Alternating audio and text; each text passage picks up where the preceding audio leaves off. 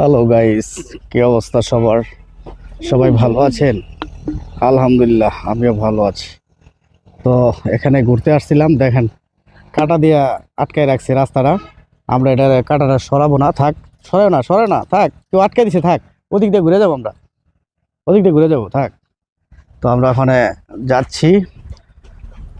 এই পাশে কিছু খেজুর গাছ আছে, তো খেজুর গাছে রস খাইতে পারি কিনা দেখবো।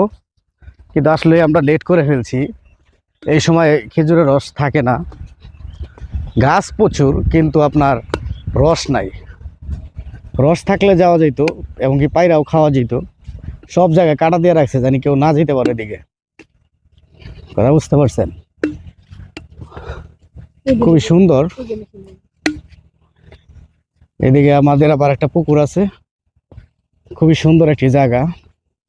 পুকুর না, ওইটার মধ্যে দাও, ওইটা মধ্যে দাও। ওইটা তো দেওয়া যাবে না ওই জায়গায়। খেজুরের গাছ, এটাতে একটু হালকা হালকা রস বেরিয়ে যাচ্ছে, কিন্তু আমরা তো ভাই খেজুরের রস মনে না খাইতে পারবো। নাই খেজুরের রস।